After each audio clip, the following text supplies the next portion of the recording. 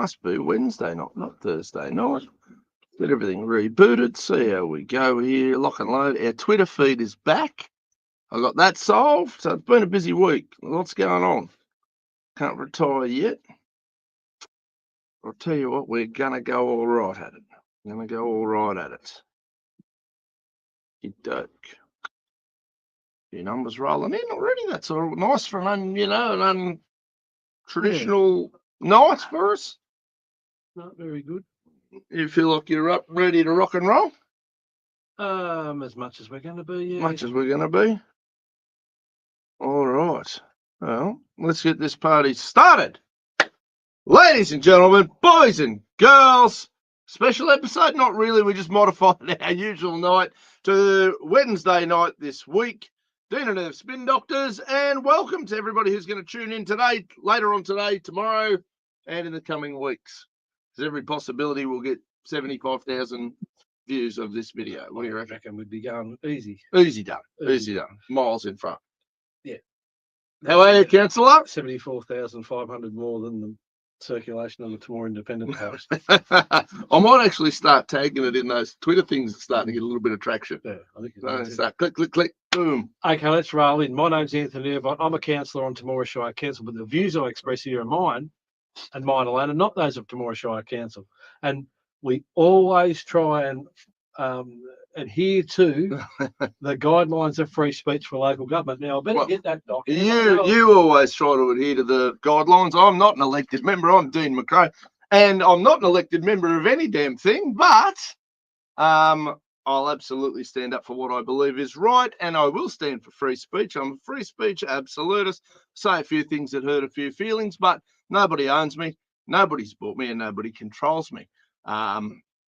That's just how we roll, ladies and gentlemen, and it's been a mega, I don't know what, week and a half since Thursday night. It's been crazy. We've had, what have we had? We've had the march. That was pretty interesting. We've had budget estimates, was pretty interesting. We've had the Greens try to ban the Australian flag from Australian Parliament today. My fucking brain is on fire. They need to be declared a terrorist organisation now. That's what they are. They're fucking a disgrace to the whole country, those pricks. I want to drape myself in the Palestinian flag. Well, Nick McKim, I'll fucking buy you a plane ticket. You can fuck off to Gaza and you can stay there, son. I'll shout you the ticket. It'll be a one-way ticket. You spaz. Well, look, the whole thing is what's right and what's wrong. You know, that's what it boils down to. It's you can wear this, you can fly this flag and you can't fly that flag, and you can do this and you can't do that. You can do something else, you can't do something else. Like, it's just, the whole thing is ridiculous upon ridiculous upon ridiculous. Agree. Now, one thing I will say, free speech for me extends so far as the Nazi Party. And then I start to draw a line. But okay, no, well, that's even to the point that they've got a group of people who think similarly, and even to that extent, I almost feel sorry for them, because I do actually believe that they should have a right. They do have a right to be cockheads. Yes, they and to absolutely have a right and to have their own. But when they want to hijack an event, well, and when they want to hijack other people's, I think in Brisbane they handled it pretty well. Yeah, they just said piss off. Yeah. I think there was enough of them there that just said on your bike, dickheads. Yeah, and that's not too bad. They seem to have made their presence felt a little bit in Melbourne. There was there's a massive group of them down in Melbourne. I've had a couple of, I'm going to say, run-ins, interactions. I've crossed paths with a few of these characters before. They were kind of mad because, I don't know, they thought that I was somehow in the mood to join their shit at one point. It's like, I can agree with you on that point, that point, that point. Everything else you fucking wankers come out with is bullshit. Yeah. And I told them so, because I don't fucking care, and I'm not afraid of Nazis or anybody else for that matter. Sometimes to my detriment. I thought that Now, they're not actually known as the Nazis. What about the Australian Socialist the Network? National Socialist Network, NSN. yeah, they're cosplaying clowns. They fucking dress up, march around, Yeah. wave their little flags. Their fucking leader's some Kiwi bloke with a fucking dodgy mustache. Tom Sewell's a spaz. You know, there was a few blokes who I'm guessing must have gotten a bit closer to retirement that used to be the forefront of the movement. Have, you know, dissipated a little bit. They have a poster of Russell Crowe in Romper Stomper on the Yeah. clubhouse wall, Just, don't they? that'd have to be the sort of shit going on. I've never fucking been to one of their clubhouses. I've had Anyway, a couple of internet. Long dealings story with them. short, that was probably the low point of the really, really successful freedom marches Absolutely. in Australia held Yeah. over the And weekend. You attended Canberra, the rollout there. I didn't go to Canberra. No. No. So, we had some medical stuff. Yep. Family, You went to Canberra, but you family medical stuff. I was in Canberra. I was in Canberra. Yep. But I was not. Yep. Going to the march. So I jumped out of as soon as we got there, I knew I wasn't going to be able to attend. And it's not off these things I'm usually right in the mix in. So I jumped out of the car at Parliament House. Yep. Les, just chill, hang out there. It's going to take me less than 5 minutes. Yep. Because I spent a lot of time Yep. rehearsing shit, which I don't. We all know that. I do it off the cuff. Jumped out, grabbed the camera, stood in front of Parliament House, give them a burst as I see fit. And plunked they all around and just said, sorry guys, I'm not going to be there. A couple of things. I didn't promote the march heavily as such. I promote the flag. I promote that every day of the week. Every day of the week, I bang on with Australia needs to be stronger. Australia needs to be better. Australia needs to be self-reliant. Australia needs to be proud of this. So I made a video.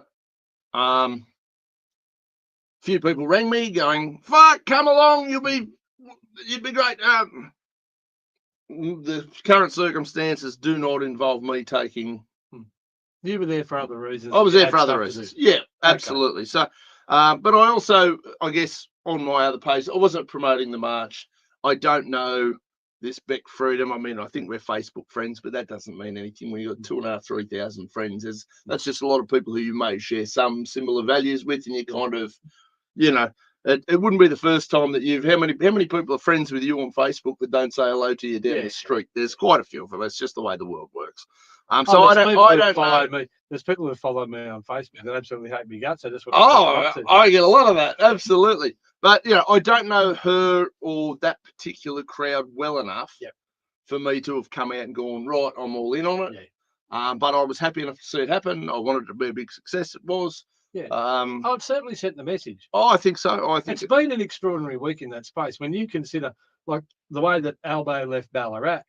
Oh, so in the intro, I mentioned that everything's getting so ramped up. We've got Albo getting chased out of Ballarat and fucking trapped. Like, he's the Prime Minister. Yes, and he's come out of the country. And the country people said, "You're a spastic. Get out of our town, you dickhead. Stop dictating to us. Stop ruining our lives. Stop being oppressive." But we've got that on one hand. So, but in Temora, it's quite the opposite. There's a very close relationship with the Temora mayor and Chris Minns. I think they're possibly. Are they dating? I don't know, but like, I mean, Minnsy refers to Rick as the Energizer Bunny of local government. That's fucking terrifying, isn't it? That's not a compliment in any world that I'm a part of. So, look, fuck. I don't know. It's all very, so there's a bit of love going on there, but there's obviously, Minnsy hasn't pushed them that hard yet, I don't know. No, look, out of I guess all the premiers, all the hardcore Labor premiers, he's probably been the least dictatorial. It's starting to creep in. He's rolling out his bullshit that, in a multicultural society, we can't have free speech because people will get offended. Yeah. That's fuck off, Chris, you spaz. If they're offended by anything that we're saying, they probably aren't fitting in real well. Yeah, so multiculturalism works when everyone fits in. Which makes an effort. Multiculturalism in and of itself doesn't work. Now, in saying that, I don't care where you come from, nor what race you are. But when you come to Australia, and look, and there are some Indigenous folks who go, well, that's fine. I can cop You're that a Bowen. argument. I can cop that argument as well. But I was born here on X amount of generations, kiss my ass. But the current national language is English. Yes. There's a certain culture. It's being diluted heavily. I spent some time in France. Now, if you go there and even if you're making a really solid attempt to speak French, they will laugh at you. Now, this was years and years ago. I don't know if this is still true to form, but They're not going to pick on you, are they? fucking They earth. belittle you. They will belittle you. They that will be call you a racism? prick. They will treat you like you dumb Aussie. I believe one guy at one stage called me a dumb fucking Aussie while a little French language book trying to, and I had a little understanding of the French language. When you're cooking and things, you get it. That's a natural thing. And but they will give you absolutely fucking razz you. Well, they used to. Now I'm pretty sure they've been invaded and they're fucked like we are. But, it's how it should be. You go there, you eat frog's legs, baguettes, you fucking don't wash your armpits and fuck off. Fit in or Yes, ship out. absolutely. And it's right. Japan does it the best. Out of all the cultures currently in the world, they don't have any of this shit. They go, no, fuck off. Not happening. The Japanese are doing an awful lot correct. Well, even Singapore have got really, really high standards of behaviour. If you spit in the street, they'll basically hard time. And I'm not for a police state whatsoever, but society can police an awful lot. Yeah, but if your standards are up here, yeah. Like if you're really being a dead shit, you'll have people. Oh, you're being a dead shit. You don't need laws. You don't need. Something I was thinking about the other day, just how far the government have failed in in providing a safe and secure society that people can feel relaxed in. Because we've got a situation where they've got machete bins in Melbourne because they're scared that people are going to be carting machetes around. And people will be saying they're for self-defence. Well, they've only got machete bins there because I think it's one of the Premier's cousins or something who's fucking got a metal contract. But there's no... But like I say, government can't protect anybody from fucking anything. But people in Australia are feeling less safe now than they were, say, 20 years ago. Absolutely, and they should be. But in the Northern Territory, they've just introduced a 12-month trial where civvies can possess and use pepper spray. Yeah. As they should be. All women, at very least, should be able to carry pepper spray. Yeah. And some son of a bitch use out of line. But even it wasn't required. No, it wasn't required. I mean, now there's two arguments there. Now, with the medical procedure we had in Canberra, we had an interesting discussion with one of the doctors, right? And we all know I'm pretty skeptical about the whole not the medical fraternity, but I certainly don't just turn around and pray at the altar of any doctor who said something, therefore it must be true. I like to ask questions. And I like to sort of satisfy my own, okay, that makes sense. Now, there was two little things that showed up on a scan, not on me. I'm bomb-proof still, ladies and gentlemen, but two little things that popped up on this scan. And when questioned, the doctor actually said 5 to 10 years ago, we wouldn't have even been able to identify that it was there. Now, as a society, 5 to 10 years ago, was there women would get punched in the head in the home? Possibly. Was domestic violence around? I have no doubt that it was. Were things better and worse in some areas in some ways? I'm convinced there are.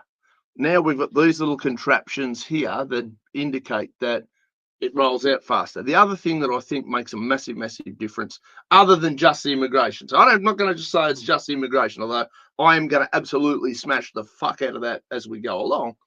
But there is also this alternative where it has become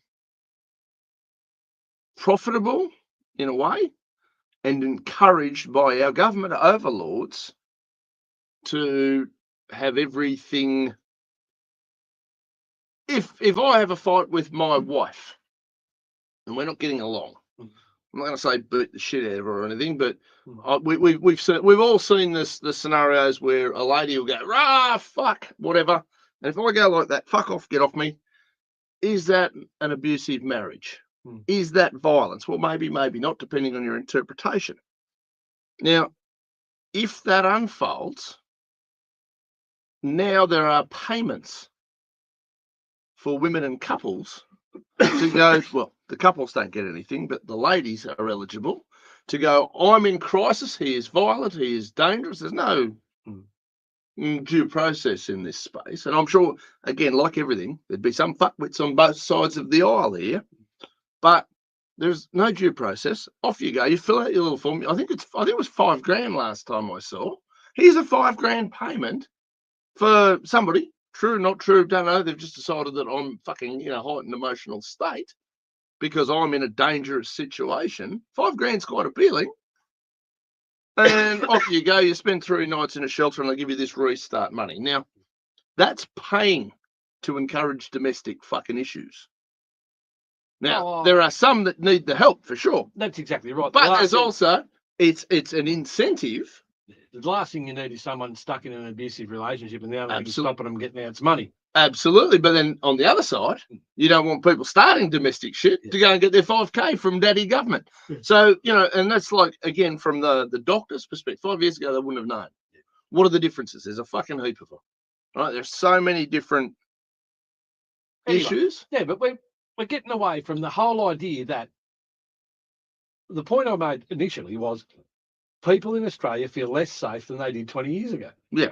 And I'm telling you, they do. But do you think that is it because every time they turn on the TV, there's stuff happening? Like, are they bombarded with more ferocious shit? Yes. Or are they actually in more danger? No, I would argue for both. I can see value in both arguments for sure. There's certainly the way that perpetrators are treated these days. There's certainly less. There appears to be less punishment being doled out. So there's less. What would you say? Less deterrent. Yes. So people are more brazen. People don't really give a rat's. So there's less respect for people's own personal rights and property rights. Yep. So therefore, we've got a situation now where people are breaking in, they're stealing, keys out of the handbag, off the stealing the cars, and off they go and whatever. I saw one. What was the one on Current Affair last night? Some bloke in his undies and another bloke come out with a shotgun and fucking it was all wild. But like I say, like back in the day, that stuff was the whole idea of actually going to someone's house. If you got caught in someone's house and you got out of there without getting a flogging, you had a good night. You had a very good night. But that's what I mean. Like the whole thing's been flipped that hard that the person who's actually defending their own patch is now the criminal. Yeah. Oh, that's right. We need castle law. Well, absolutely, we need to bring castle law needs to come in. That'd certainly help. For the people watching, there are petitions. That went wrong. Every time that went wrong, there would have been 99 times it went right. Oh, for sure. And the deterrent factor is high. Absolutely. Now, like I say, the whole idea of banning machetes, well, a 5-iron will suffice in a pinch. There's all sorts of there are gardening implements. There's regular. You walk into Bunnings and you can walk out with a million different hockey sticks. Yeah, absolutely. If you go into Rebel Sports, you could get a hockey stick, you get a baseball bat, cricket bat, you get a cricket bat, cricket stump. A cricket stump. Yeah, I remember when we were kids, we used to have cricket stump wars and fucking game on. So I don't know where they're going to stop banning things that you can't hit back with. Fucking idiots, but that's what I mean. So that's retarded. So I don't know whether they're going to have bins for cricket bats and cricket stumps and hockey sticks and all. I think Yalbo and Jacinta are talking about bins for tractors now. Yeah, the tractor's going to have to hand their fucking tractor in. The point is, there's certainly a population that feel less safe. There's less trust in the community. And there's certainly less respect for people's own personal rights and own property rights. And and I don't know how we're going to pull that back into line. One thing that I saw the other day was really interesting. When you've got when you're bringing a lot of people in from an African situation where they've been in life and death situations Well, they live in life and their situations. It's and then they come into a relatively peaceful society that doesn't operate on that level, then the integration and the reactions and that type of element of it's very hard to manage. So that's an area they need to improve upon. Where they who was they though? well, There's always the $1 million question. no, the day is when you've got a population of people coming from a certain area that have got certain cultural situations. i.e. they're not a natural fit for what we've got going on in Australia, or has going on in Australia for the last 30, 40 years. If they're supported and they're brought in and they've got some sort of a buddy system where they can actually just go, woo, woo, woo, Davo, we don't need to go that hard. Yeah. Like there's a, you know what I mean? Like yeah. I don't know how a buddy system would work, but yes, not being an idiot, stop. Well, temper it down a bit. We don't quite go that hard here. So there's, I don't know how you're going to do it, but the way to do it is we stop bringing in cultures that don't fit. Simple. No. No, look, that's where I'm sort of at with it. Not en masse and not in a concentration. If you're gonna integrate, but look, you can't avoid bringing people in who've had a hard time somewhere else, and they're going to be traumatized, or they're going to be exposed or hyper. I've had a levels of violence or levels of behaviour. Well, they're desensitized to a certain amount of fuckwittery. There's no doubt about it. Well, they just come from a whole different culture. Yeah. So if you're going to bring that in, you need to. If you don't want to, if you want to retain Australian values, I and guess, society, the ones that certainly you or I would hold dear enough and you do have to be willing to you do defend. have to be careful as to at what rate you bring them in and at what change you can. I agree with. Look, Ruddock's come out and made a comment that he thinks a 5-year pause on all immigration's a good idea. I can't say I disagree. I also look at this immigration problem as we need to be importing quality, not quantity. Well, particularly when we are, and I find it hard to disagree when they say Australia. There's a lot of Australians reckon the joint's going to the dogs. Yeah. Well, I'm pretty well, there. But when you actually look at where we are, there's a few key issues I need to address. One of the key issues is housing and the inequality that's starting to develop in the housing market. Now, I watched a good podcast there the other day. The guy from the Australia Institute, I can't recall his name, but he's pretty straight shooter.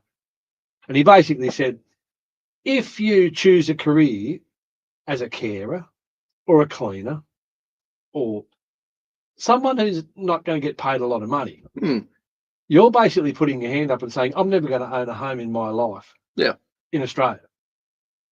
If you've got a job, say you've got a job as a nurse or a carer working in aged care in some of the more affluent suburbs in Sydney, you can't live there. You've got to live 2.5 hours away to even afford rent. What's wrong with that picture? Well, there's plenty wrong with it. Yeah, like so we're basically creating this two-speed society where people's wages aren't keeping up with the cost of housing. Now, the cost of housing is increasing. Immigration's one part of it, but it's not the whole story. Agree. Yeah. Agree completely. All of the tax advantages that go towards housing are another part of it. The whole idea, and this is one thing that people really need to go and have a look at, is how many politicians own multiple properties?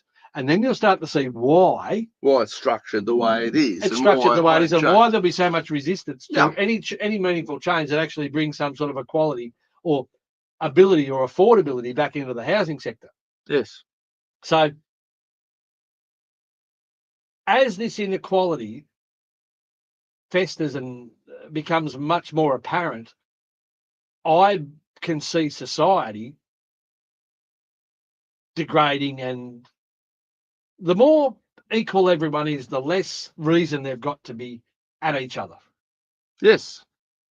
And the more inequality that's in a society, the more you'll expect this type of issues. So there's a hell of a lot of stuff to be worked on in that space. Agree.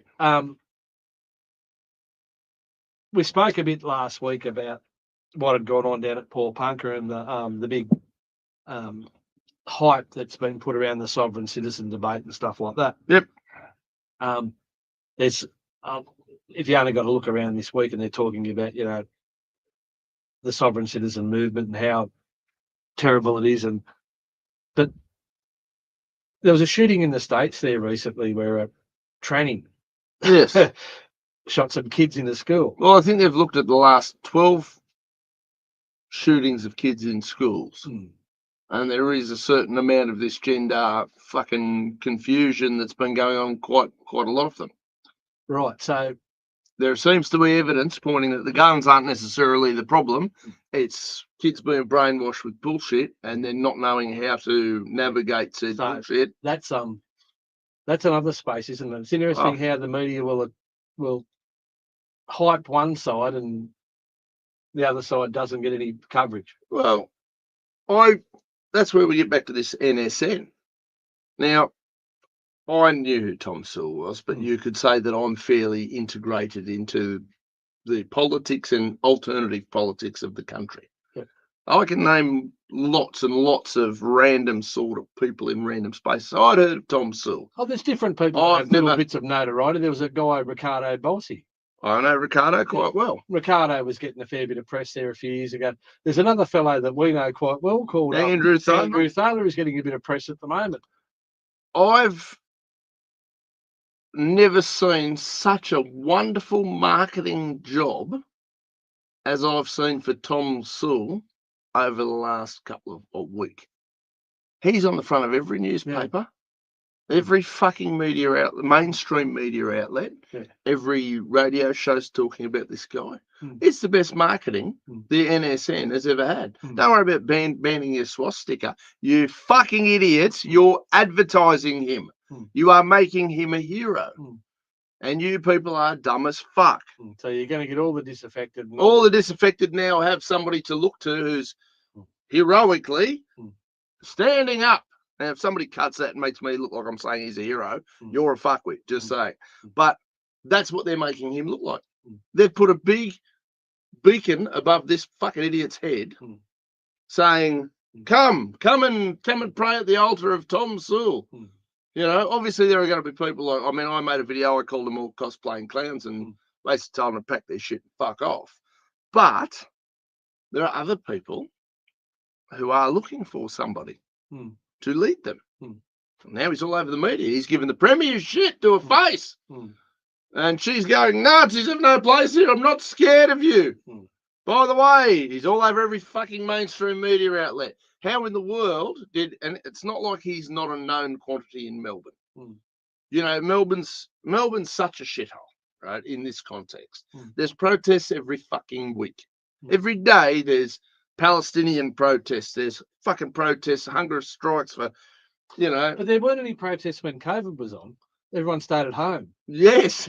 Well, inside. That's exactly right. Yeah. But how in the wide world? And we know that communist fucking premiers have pretty good security around them.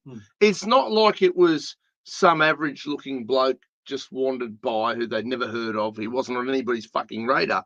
This jackass is on everybody's radar at the moment. Somebody will walk straight up to the Premier. Now, I don't fucking care about Jacinta Allen's feelings.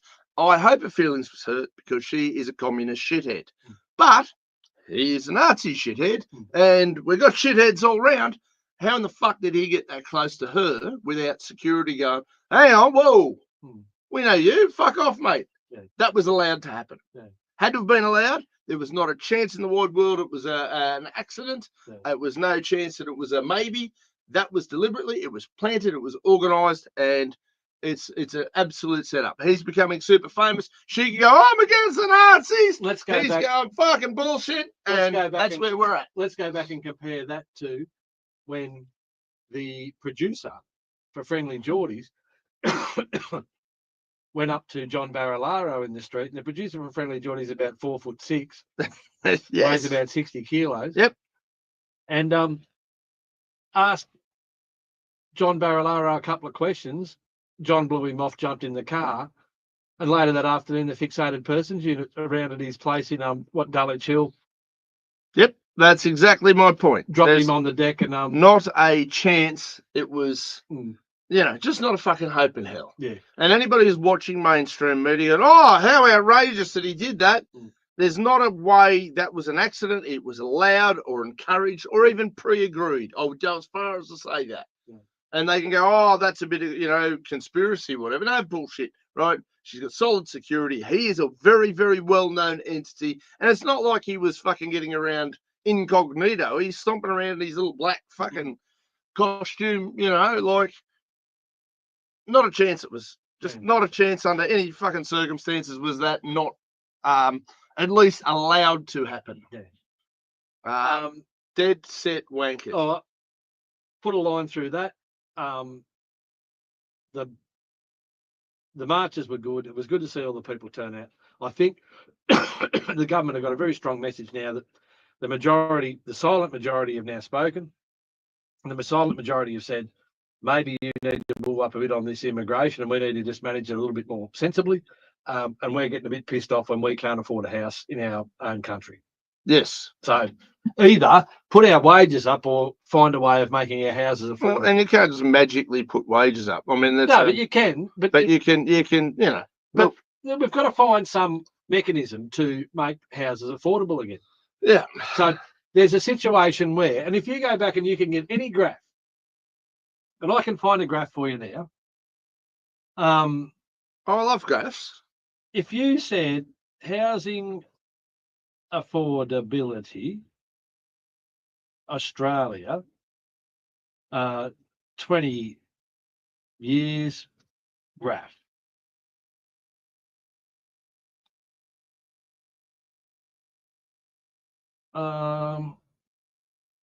Let's go to images. All right. There's one. Step one, cut government costs and fucking abolish the income tax. There's the first one. You earn it, you keep it in your pocket. If they can't afford to figure out how to cut costs, we can start with the ABC and we can work our way around from there. Cut foreign aid. I reckon what's about $4 billion last year in foreign aid.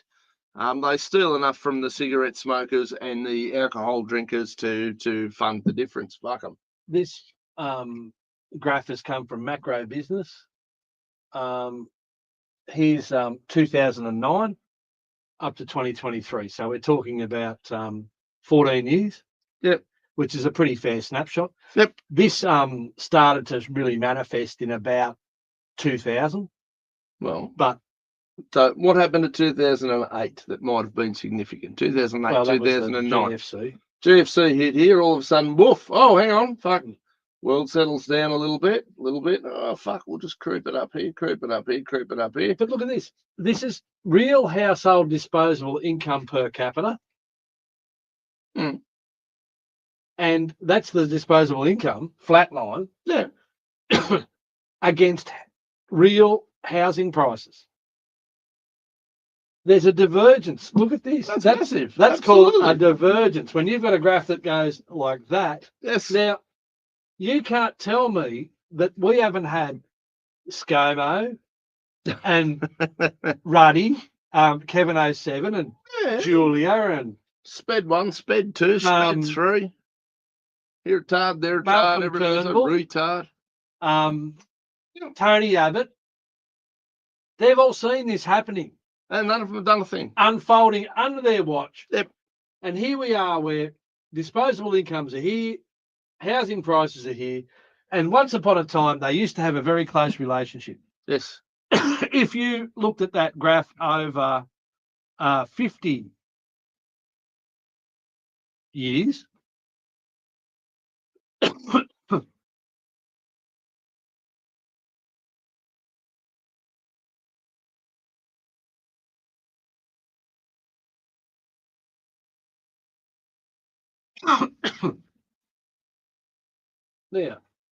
there's one here. Open image in new tab. There it is. Right. Here's one. There used to be a correlation Index of residential property prices, CPI and wage, 1997 Yes. equals 100. So there's wages and inflation. Yep. There's residential property prices. They used to track Similarly. pretty much, well, it On made par. sense, didn't Of course. it? Once upon a time, people paid They for don't. a house what they could afford based on what they were making in Yes. wages. But And this is done. And look, I had a. here's the point I made earlier was 2000s about when it started to diverge. And that was when Johnny Howard started doing his first home buyer grants and all these Artificially inflating and modifying the market. tinkering. Tinkering, yes. So yes. Being a fucking this- commie prick. This is also part of the bigger problem. This is also part of the inequality. This is Right. part of the breakdown of the society that we used to know and love. Must have been about 2 weeks ago, right? I had I'll call it a constituent, not that I'm a member of parliament, but a constituent, a concerned resident, a local, the local from around here sent me a message privately, of course, because look, I agree with some of what you say. Other stuff, not so much, but what can we do about this and this for rural people? And da da da da. And I said, and the statement that was, don't they understand what they're doing? They're destroying A, B, and C. Yes, they understand. No, but this is what it's doing. They understand. It's deliberate. It is not an accident. People go, the system is broken. It's broken for the people. It's not broken for the designers and the runners of said system. No. It's working exactly how they've designed it and how they want it to work. It's doing exactly what they want it to do. One of the big statements that's coming out of all of the stimulus money that went back in after COVID is it basically went through the fingers of the poor people because they spend it because they have to. Yes. And where does it aggregate? Back in the hands, straight back into the hands where it's going. Of the rich people. Back over there. That's where it always ends up. So all it was this massive, and believe it or not, it's just a big wealth transference, but we're still paying for it. That's right. And the bill seats with the population because it's taxpayers' money. Absolutely. So they're basically taking a heap of taxpayers' money, washed it through the poor people's fingers, and it aggregates. Because the people that they gave it to had to give it straight back to McDonald's and the 5 shops that were still open, because they weren't allowed to go anywhere else because all the little cafes had to shut down, etc., etc. So they had to go back to the McDonald's. They had to go to the Woolworths. They had to go to the Coles. But it had to go to the media corps. corps. The power companies. It had to go. Absolutely. Had to go to the. Absolutely, it's a fucking rot. Yeah, the whole. We are on the wrong end of a hearty dickin from a non-consenting. So, I think this was the first. Spring's coming back. This was the first reasonable bit of pushback that I've seen from a population Australia-wide. It was beautiful. It was national. Yep. And it was about the first time since COVID that anything meaningful has been done in that space. Yep. And I think it's a good thing. And I think it needs to happen again. Yep. And again. And again. Yes. And here's the other thing. And it was when Albo gets chased out of Ballarat, when Albo gets chased out of Canberra, when Albo gets chased out of Sydney, when Albo gets chased out of Melbourne, then I think we'll be starting to get somewhere. That's a starting point. Yes. Let's not forget the natural inclination for everybody who wants to chase Albo out of Canberra is to then go, fuck, well, the Liberal Party are up. We've got to get these guys back in. That's where they naturally head. Now, Susan Ley is so shit that I have a feeling that I honestly think Pauline's going to get a massive, massive win out of this. I think showing up, doing what she's been doing, I think Pauline's been phenomenal. I wouldn't say I'm going as far as signing up to One Nation at this stage, but Pauline has stood right up, and I think her vote and One Nation's vote is going to get a bump, and I think she's earned it, and rightly so. Well, back on that note, we've got our friend Mr. Thaler running in the Kiama by-election. Yeah, by-election at Kiama now. How many candidates have they got? 13, I think. There's a fair wing of them. The Kiama Is it BBI? BY? BY by-election. By-election. I know the Libertarians are running a candidate. Look, and here's the thing for those of you who don't understand. I've run in a couple of by-elections. It's just a buddy. It's absolute freight train. 13th of September. Yeah. It's the 3rd of September today. We're talking not Saturday. The following Saturday. week. I mean, and so all I was about to say there is, so a lot of smaller political parties and independents, if they're trying to build a profile, might put their hand up for a by-election just to get their name on the ballot, just to get their teams out, learning how to campaign, little things like that. I know I've run in a couple of by-elections and I've coordinated a couple of by-elections. A lot of the time you're not doing it with the intention of winning. I mean, obviously you'd love to win, but quite often a lot of the candidates know that they're not going to win, but they're trying to build a profile. They're trying to get that name recognition. They're trying to be it as an independent or as a party.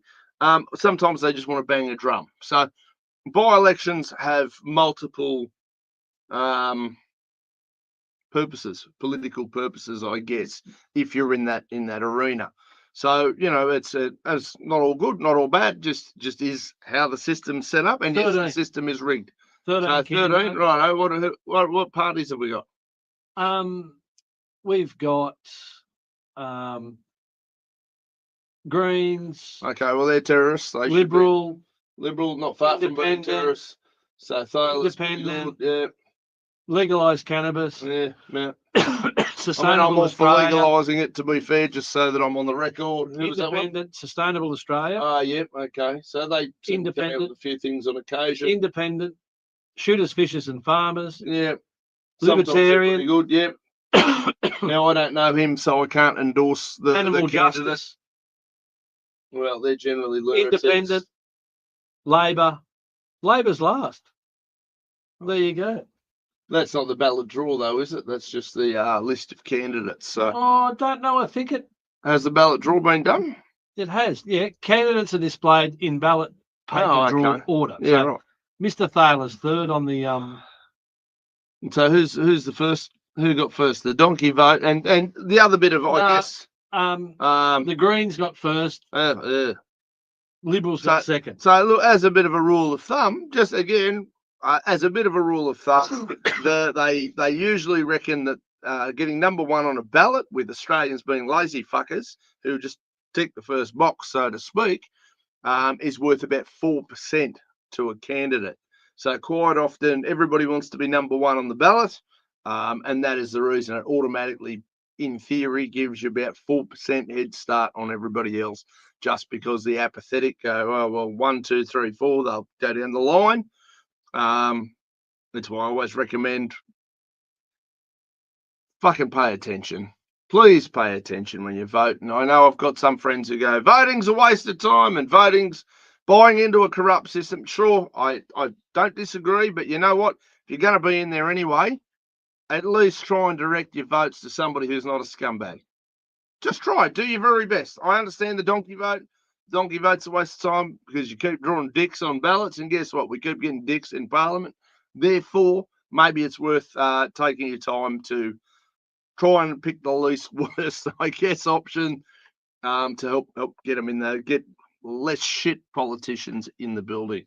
Well, I shared on my Facebook page Andrew Thaler's Meet the Candidates. Oh, yeah, how'd it go? I haven't had a chance. I saw that you shared it. I haven't had a chance to watch it yet. It was really good. Yeah. Now, Andrew's quite articulate when he wants to be, and he's anyway, anyone who's interested, basically, the point I'm coming back to, and all these issues that we're talking about that have manifested Australia-wide, they're being put upon us by the major parties. So the sooner we start all voting for independents and start getting some representation and some real people who've got some real, they're not beholden to the machine. But also check the independents and make sure they're actually independents and not just some fucking arsehole from the Liberal Party or Labor Party who's masquerading as an independent, because that does happen as well. It's why you've got to do your homework, guys.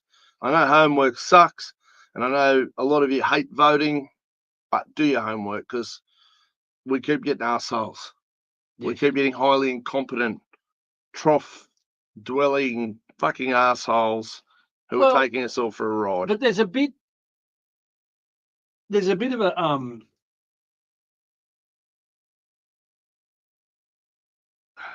a game in that. Like, as you'll know, with anyone who actually gets into any form of government and wants to make some real changes, they soon get Well, you get hosed over real quick.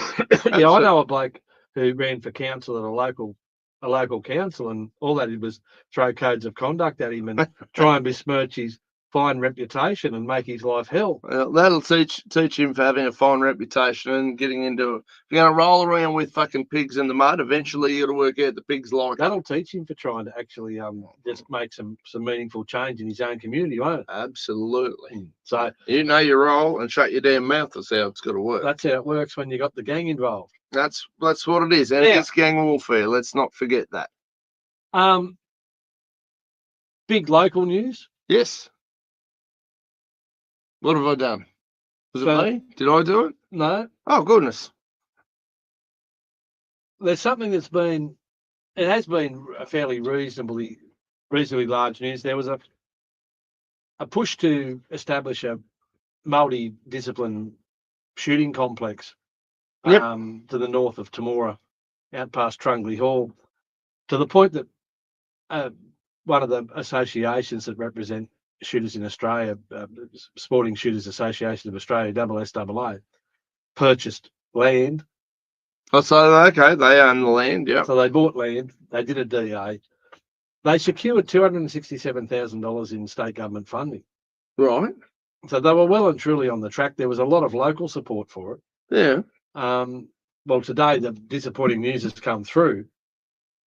SSAA have officially advised Temora Shire Council that they've abandoned the proposed shooting range.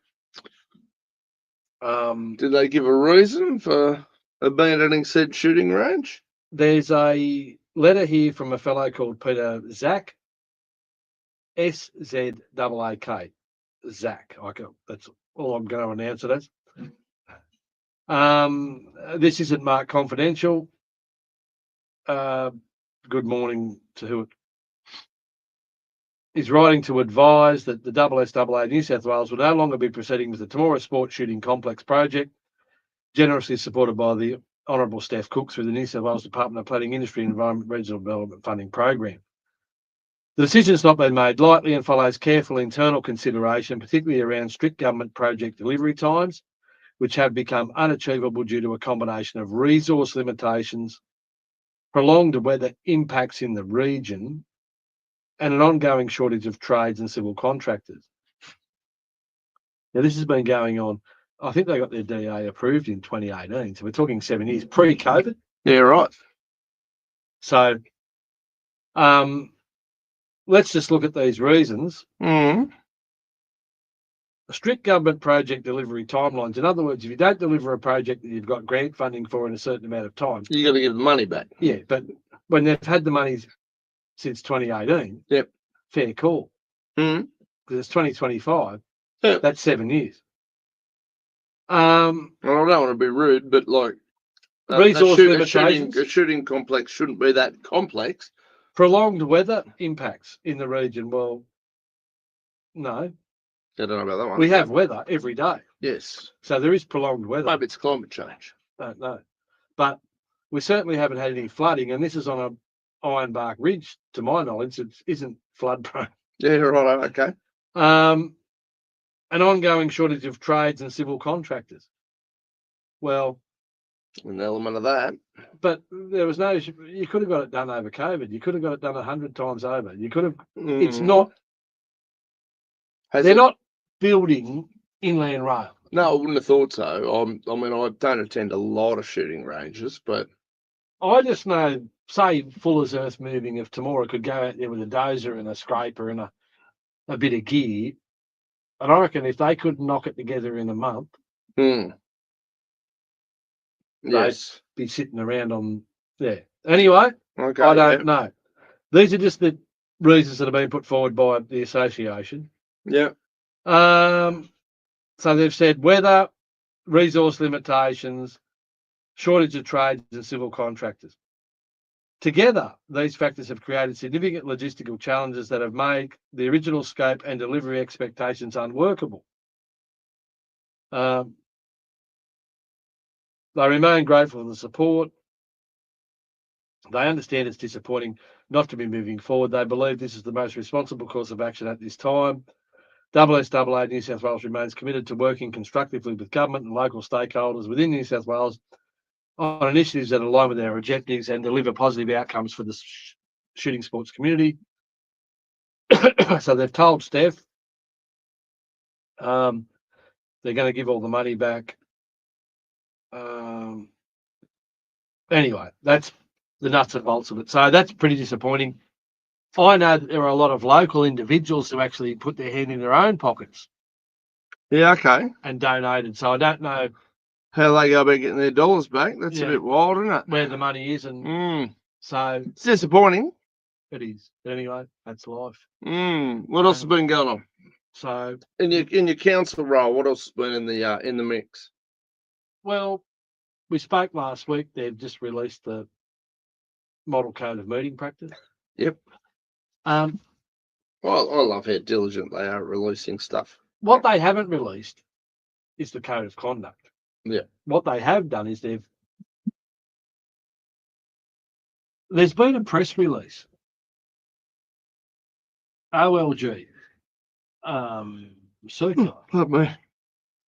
Tell the springtime, my hay fever's starting to kick my ass already this year. Now, bloody early. One thing I found really interesting, and I haven't brought the article down. Yep.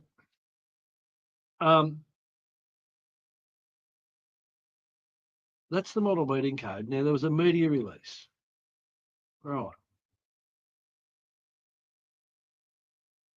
Okay.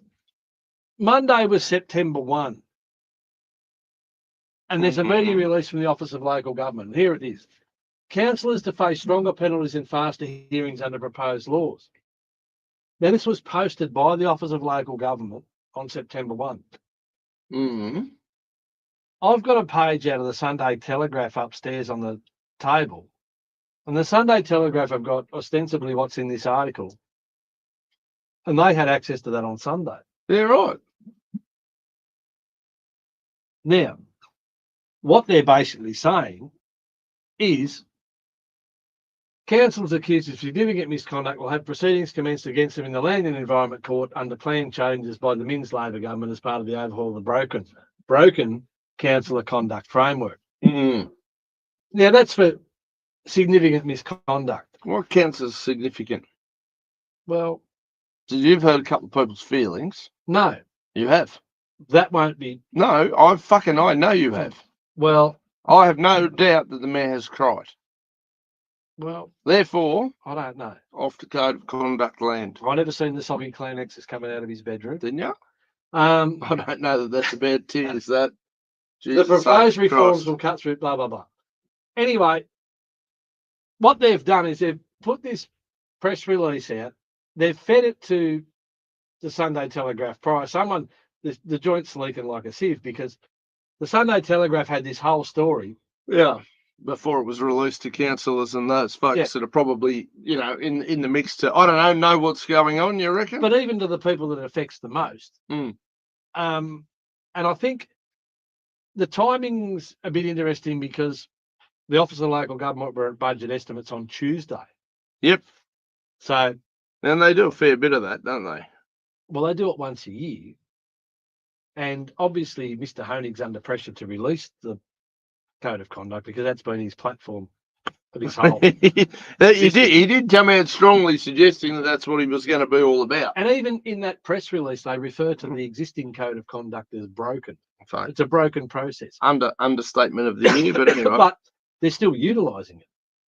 But the question I've got for you, and this will be good. Yep. I didn't do it, Your Honour. Okay. So we've got this free speech in local government in New South Wales, a guideline June 2025. Yeah. This is obviously in relation to the existing code of conduct. Well, yeah. Because the new code of conduct hasn't been released. Yep. Now, just reading through this, a lot of the matters that have been brought against me in previous codes of conduct don't actually rate when you apply this. Yes. So we've got a situation where we've got the Office of Local Government giving mixed messages. What a shock. Well, they're basically running what they're calling a broken system against councillors. They've given a document here that says, you know, councillors can speak openly and make comment. Yet there's a constant stream of these codes of conduct still being brought, where the people feelings have been hurt for no good reason. Like, it's just this allows people to speak their mind, have feelings hurt. So we're in this sort of landscape here where we've still got prosecutions, we've still got they're still playing under the old rules, and they're still battering. But they've also got this document that says that the old rules don't apply how you think they might apply, but we're still going to. And we haven't rolled any new rules, so you've still got those rules to kind of half You've lean still got on. the old rules. We're still going to protect yourself with that, but we're going to also spank you with that. But we're also not quite sure. Holy shit! What do we do? Yeah. Panic, fucking panic. The whole thing is the biggest. It's a circus. It's a fucking load of bullshit. If you're going to come out and say that a system's broken, say that it's not fit for purpose, say this, say that, you would instantly put a moratorium on the use of it. Absolutely, would you? We're going to stop this. Yeah. We're going to have 2 months. We've got a plan. If I'm on a We're job going to site, roll out the new plan, and it'll be up and running by a set date. Until then, can you pricks stop wasting ratepayers' money on frivolous loads of bullshit? if I'm on a job site and I see something that's broken, not fit for purpose, and obviously not performing how it's supposed to in a workplace sense, we tag it out. You do. We tag it out. We don't use it. We say that lead has got frayed ends, Dean. It's not working. We'll put a tag on that. We can't use that. Don't drink the battery acid. You know, if we see a ladder that's got some, you know, something a bit of a fault, oh no, we'll tag that out. Yeah. But here we are at local government, where we're allowed to use this system that the Doesn't minister work. is Just saying like that it's it's broken. broken. Yeah. It's not fit for purpose. Because they're full of shit. Well, End of story. That's what they are. what are they When- doing? How can you sit there and say it's broken, it's not fit for purpose, and then keep enforcing it? Because they're wankers. But you can't do And they're disingenuous, and the whole system right. is disingenuous. Well, that's just something that people need to ponder. They need to go and now. One of the things that was really, really, really, really, really interesting yesterday, because I had budget estimates on in the background at work. Yep. And it's open to the public. Yep. So there's nothing. That's a standard thing. They're public, they're open to the public forums. Yep.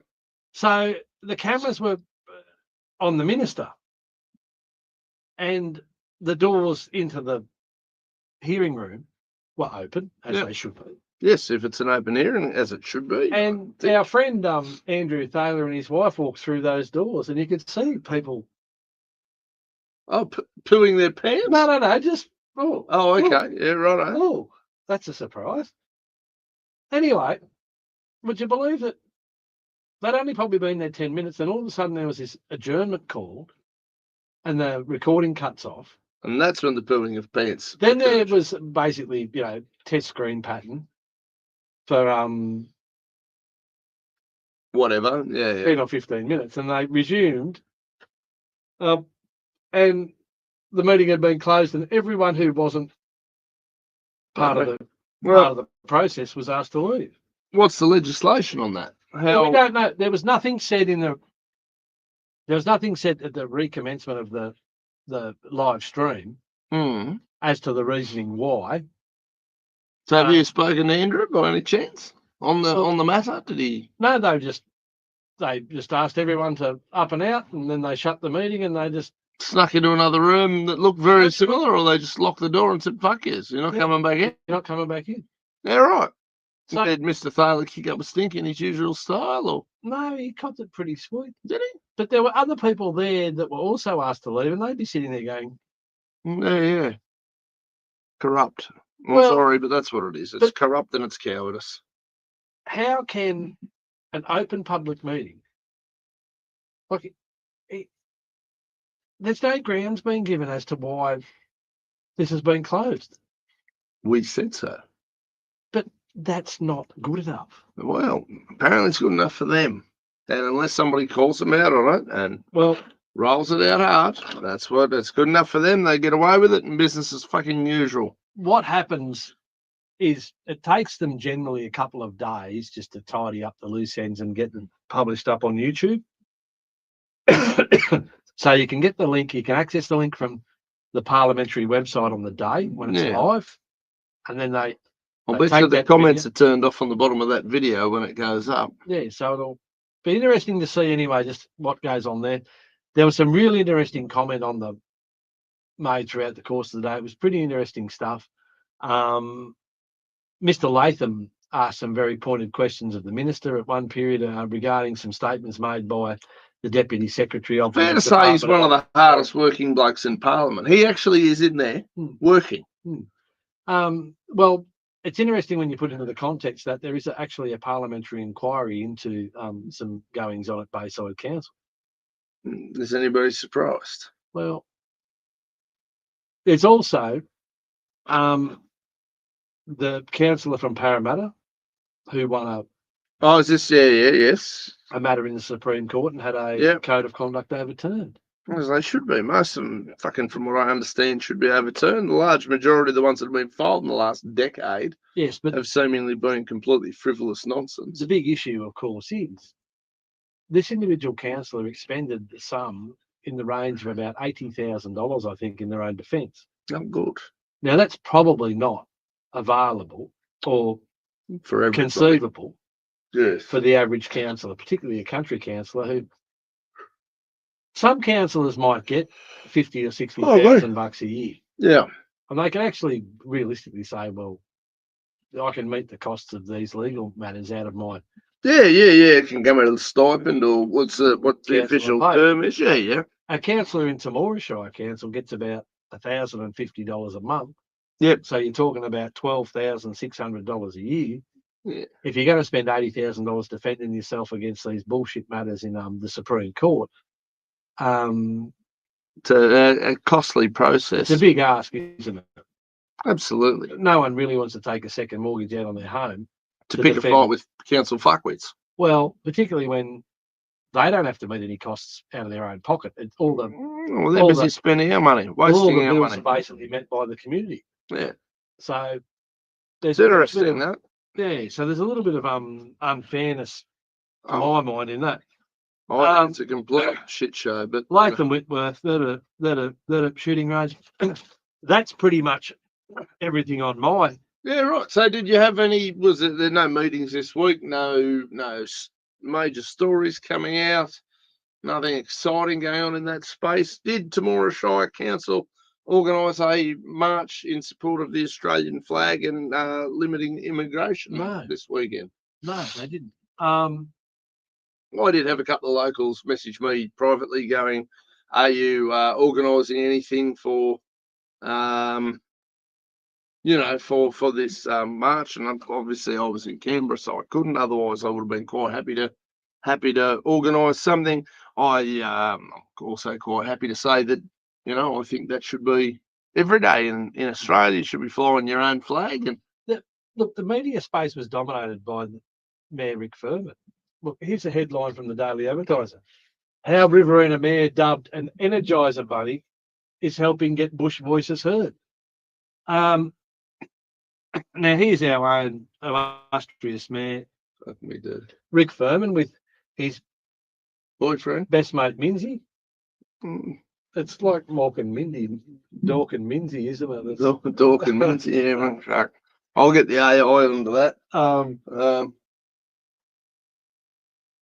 open the new So they've Wagga got offices. new Re-Rock offices in Wagga. Good. Now, council firm will also be part of Mr. Minns' newly established Rural Remote and Regional Advisory Council.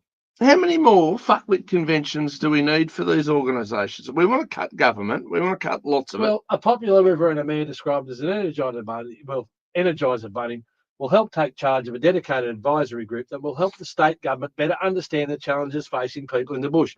Look, That's what they fucking get elected for, and that's what people get elected for at state level But- from the bush. That's why they have electorates. didn't You fuckwits. but I thought the blokes on tractors gave Albo. A pretty good A feedback. pretty Pretty good quick feedback. advisory. Yeah, here's the advisory, dickheads. Yes. So, Who is Rick the chair of the Labor Party in Temora these days, or is that?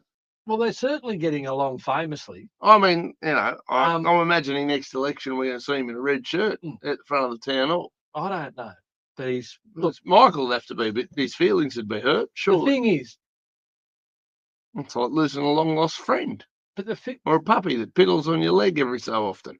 people in Temora have got to take note of this, and they've got to think to themselves, okay, well, Rick's off doing that. What's he not doing here? Ah, fuck. I hope all of them stop doing No, it. seriously, I'm serious. this is the bullshit that I have to put up with on a regular basis because I've got bigger issues. The majority of our What about our heavy vehicle bypass? that's never going to happen in my lifetime, so don't worry about it. Waste of time. Fuck, It is- forget about talking about it. But It's never going to happen. what's the mayor going to advise the state government on how? He's going to advise them how not to do anything. That'll be fine, and then they'll have another meeting about that. Mm. Then another meeting, and then they'll charge taxpayers for another meeting, Yeah. or to decide that we can't do this. We have to have a meeting about having a meeting. Absolutely, we do. It's very, very fucking important. Mm. And then what they'll do is they'll create another subcommittee Yes, under that committee, yes. just so that they can sit there and analyse the pros and cons of having the meeting about not building a fucking bypass. Yes. That's how government works. Seems to be, doesn't it? That's There's how a it lot of works. there's a lot of gas. Now, fuck. There's a lot of natural gas. All gas, no brakes, baby. All gas, no brakes. But then you turn around and you go, okay, right, they're going to achieve fuck all like usual. I, as a taxpayer, am at the point where I'm trying to think creative ways to stop these fuckwits ruining the country. Mm. Most politicians at a state and federal level are on in excess of 200 a year, right? How about we do a deal? For 100 grand a year, you just shut the fuck up, don't attend anywhere, don't go anywhere. We just make it 100 grand for you to not do anything.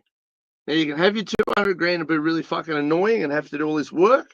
Let's just accept the fact that you just want to have meetings for meetings so you can justify your existence. Let's forget about justifying your existence. 100 grand, stay fucking home. Don't go to Parliament. Don't discuss anything. Don't debate anything. Rob the taxpayer. You're doing that anyway. But there's far less damage and far less likelihood of you fucking up the country anymore. Just give you 100 grand. You're not going to get you 200.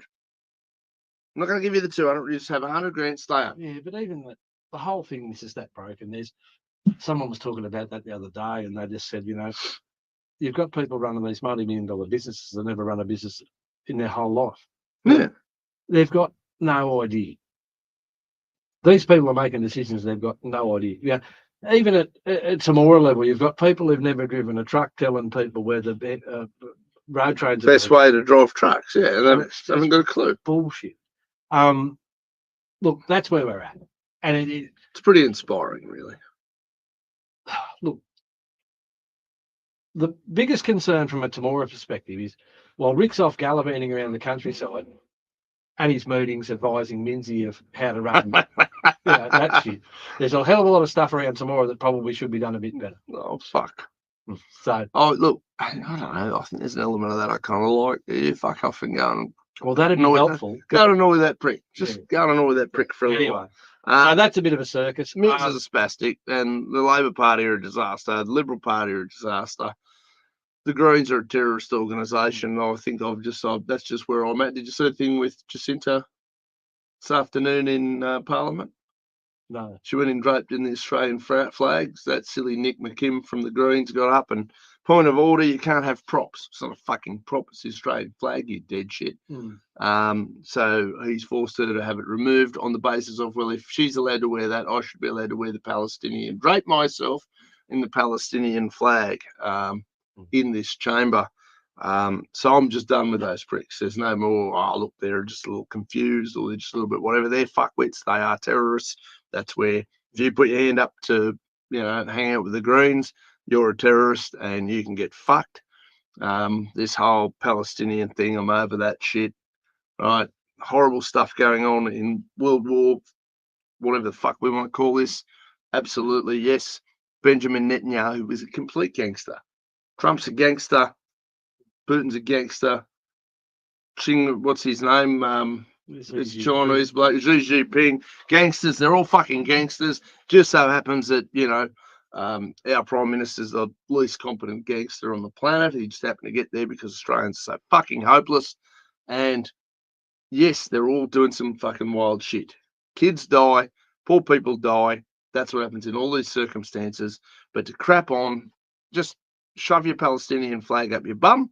If you want to crap on about the Israeli one, don't care. That doesn't belong here either. You can take that home. And I'm sure my good mate Luco would understand my sentiments. It's not because I hate Jews or I hate Gazans or any shit like that. Just take your shit and fuck off. It doesn't belong in this country.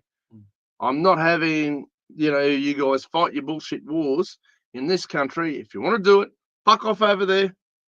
I'm happy again. I'll happy to sell up a heap of shit and help you pricks buy tickets so you can go over and fight the war over there.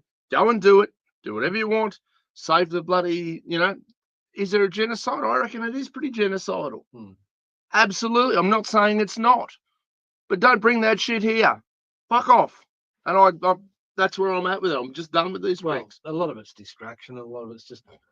of course. Realistically, the only place to make any real meaningful effect is locally. Well, no, seriously, the only way to affect anything is to live your life and do your thing. Yeah, the problem I've got. No, I had a really good phone call from a fellow at Coolum, Fred Ferner. Yep. Fred often posts on the program. Fred's told me that he's going to run for council at Coolum. Brilliant. You know what Fred wants? Fred just wants everyone to be treated the same, fairly. Yep. And he just wants a fair go. Sure. So that's not a bad platform to run on. And look, I wish him all the best. There's not a fucking chance in blue hell I can spend my time focused on what's going on. I don't care about the potholes. I mean, the potholes annoy me. But this is the whole symptom. People are getting distracted from, like, if we focus on our own backyard and get it sorted. The backyard I want to sort is Australia. Yeah, well, right? Start here. Well, that's why we have this platform. Yeah.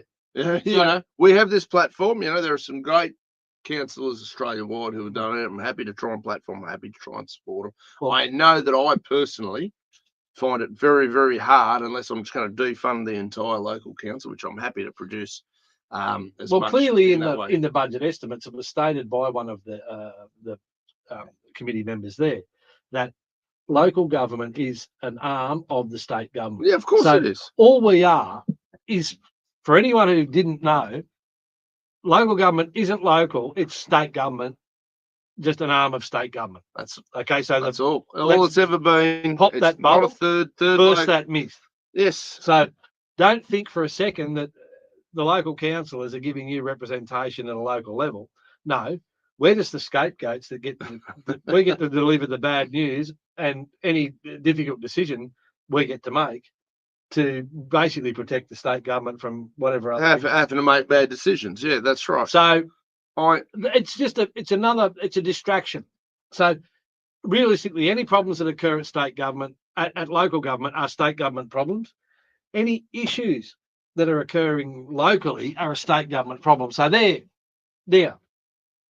that plays into why I'm going to run for state parliament. Yep. And I can sort this shit out at that level. Sure. Because really sorting it out at this level. And I will be more than happy to, champion your campaign. Yeah, because whatever, no problem at all. But it's the whole facade, the shell game that they're running at the moment, where they're basically just trying to con the community, and they're saying, "Oh no, look over there. Oh no, look over there." Well, it's the same person doing it. They've been conning the community for a fucking long time, and we've been gullible enough to wear it. Yeah. So lift the veil. This is what's going on. So the sooner we know that, the better. We just need to make sure we got some No, power. all right, you keep going there. But that's probably the biggest thing when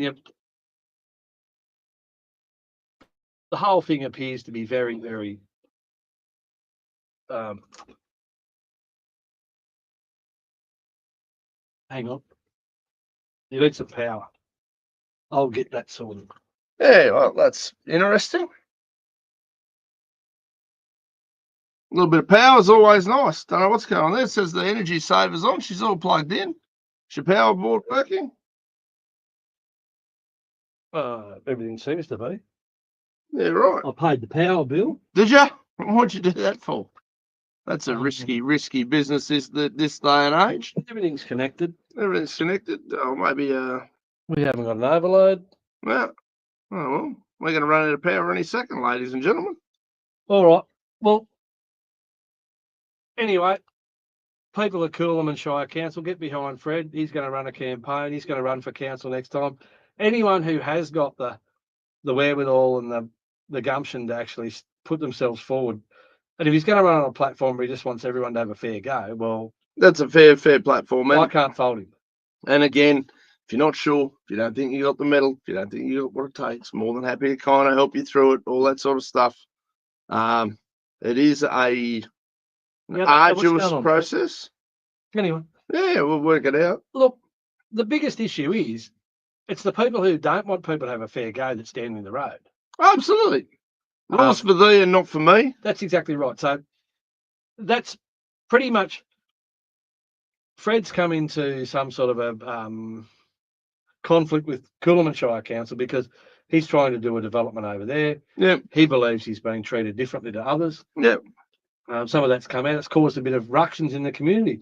How dare you? The outrage. How dare you? Social cohesion there. Yeah. That's the word they're throwing around a lot at the moment. There's a few people. Social cohesion. You're ruining your social cohesion. No, we're ruining your communism. Their mouths off, and they've turned out that they might not have been as compliant as they first thought they were. Yeah, no doubt. So no doubt. Anyway, like I say, he's going to start running something along the lines of Stand Up for Coolum. Beautiful. So fantastic. Is this the start of a movement where people in these communities say, yeah, we have had enough of this bullshit? I hope so. And we do get decent, like, what can be wrong with someone who says, let's give us a fair go? Oh, fuck, Christ only knows. You know, and once you've got everyone getting treated the same, then you've got a situation where if the rules are shit and everyone's getting treated the same, they're going to change the rules, aren't they? Well, that's right. We have an equally shitty outcome for everybody. So if everyone. One thing though that dawned on me today that would be interesting, and I don't know how you'd ever implement it, but I would love to see a way that penalties could be imposed on individuals so that they had the same impact. Now, if you are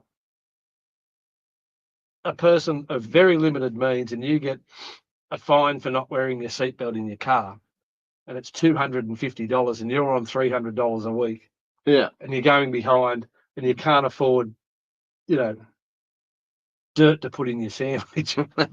Fuck. That's a massive impost, isn't it? Yeah. But $250 fine to Twiggy Forest.